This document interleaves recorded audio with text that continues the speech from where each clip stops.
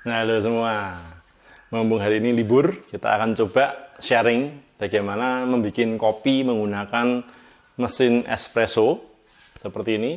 Kita nyalakan dulu mesin kopinya.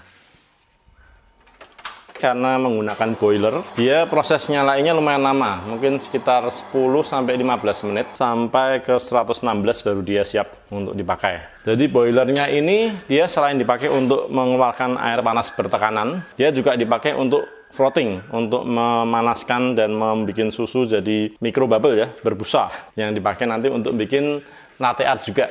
Untuk masalah kopi ini, saya sebenarnya juga belum expert ya. Saya selama ini juga belajar sendiri secara otodidak dari YouTube, dari teman-teman. Jadi pertama kali bikin nggak enak, pasti ya nggak enak, nggak bisa dinikmatin.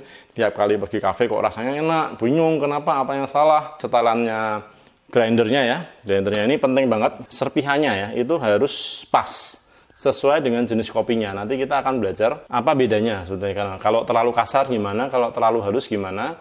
Dan yang pas itu modelnya seperti apa, itu memang trial dan error ya. Kurang lebih kalau untuk espresso, grindingnya itu harus di tengah-tengah kira-kira, agak halus sedikit lah. Kalau grindingnya kita terlalu kasar, nanti jatuhnya airnya terlalu cepat, jadi nggak maksimal.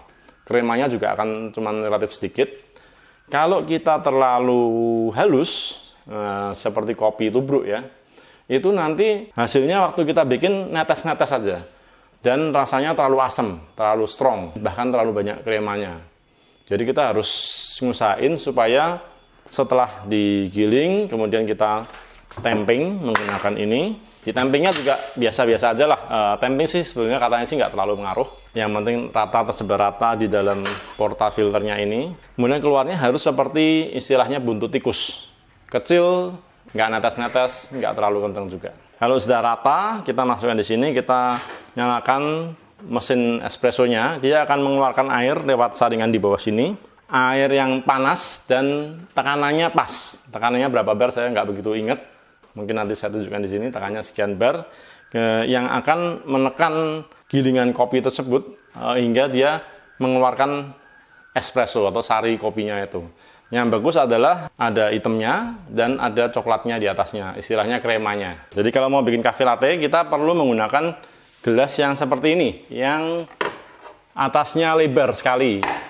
Tujuannya apa? Supaya kita bisa lebih mudah waktu bikin kreasi latte artnya. Jadi dari kopi yang coklat atau hitam itu, waktu kita nuang susu, terakhirnya itu foamnya susu itu bisa kita bentuk-bentuk, bisa bentuk hati, bisa bentuk angsa, tergantung skill dan kemahiran masing-masing. Kalau saya sih selama ini masih bentuk bunga ya, bunga paling simpel. Saya dulu juga ya sambil belajar, kita dulu pernah beli alat untuk frotting susunya seperti ini, ujungnya ini di samping, ternyata susah sekali. Jadi yang betul tuh ya yang seperti ini, bentuknya kayak teko, ujungnya di depan, supaya kita nuangnya tuh bisa lebih enak. Saya dulu juga salah beli gelas yang seperti ini, yang terlalu kecil, terlalu tinggi ya. Susah bikin latte artnya kalau pakai seperti ini. Apalagi gelas yang kecil kayak gini ya, ini paling bisa untuk americano atau mungkin cappuccino juga bisa. Cangkirnya ditaruh di atasnya mesin kopi, emang ada tempatnya ini di sini untuk naruh gelas ini. Tujuannya supaya apa? Supaya panasnya sekalian untuk menghangatkan gelas ini. Kopinya waktu dituang nggak kaget kena gelas yang dingin.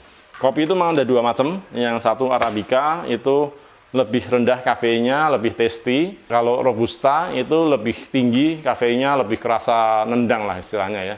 Dan itu tergantung selera.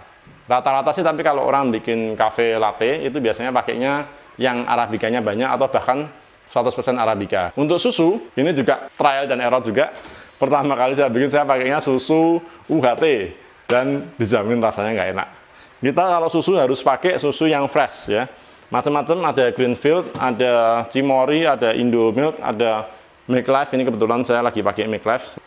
Mesin kopi seperti ini lumayan bebas perawatan ya. Kita cuma mesti sering rajin-rajin untuk membersihkan dalamnya menggunakan larutan Cavisa untuk cleaning powdernya, supaya nggak terjadi pengapuran di dalamnya. Oke, ini mesin kopi sudah hampir siap, sudah sampai di suhu 105 derajat. Kita persiapkan dulu aja untuk biji kopinya seperti apa. Ini kebetulan di grinder saya sudah banyak, masih banyak biji kopi gilingan kemarin. Jadi kita pakai itu aja. Kalau enggak, kita biasa masukkan di sini biji kopinya, kemudian kita nyalakan, dia akan giling dan dituang ke sini. Kita pakainya portafilter yang double karena sekali giling ini sekitar 18 gram.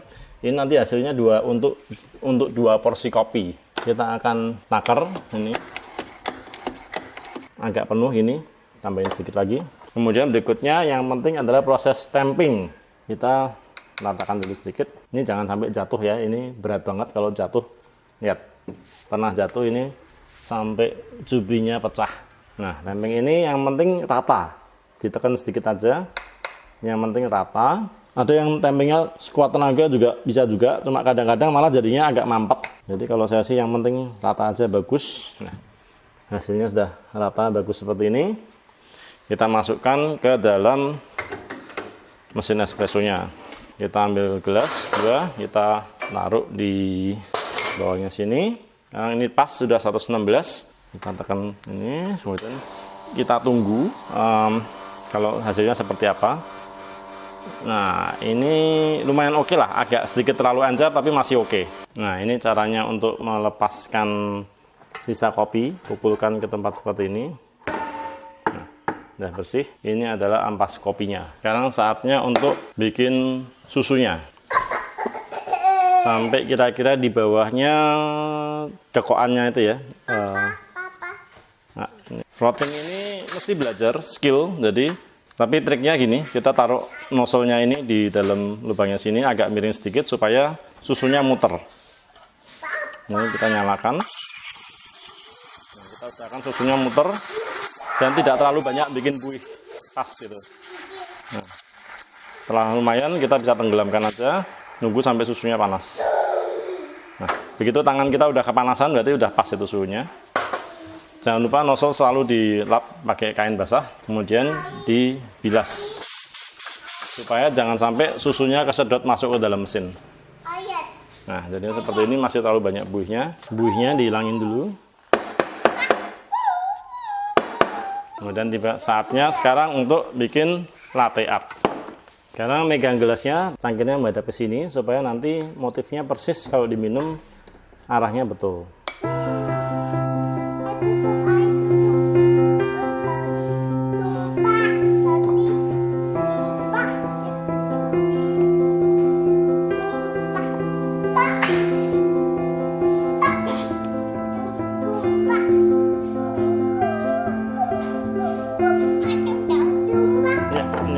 Ya, kalau sekarang diminum kan jadinya arahnya pas.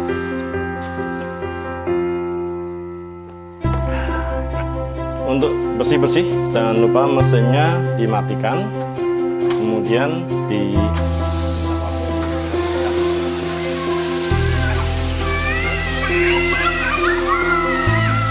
Oke, jangan dulu.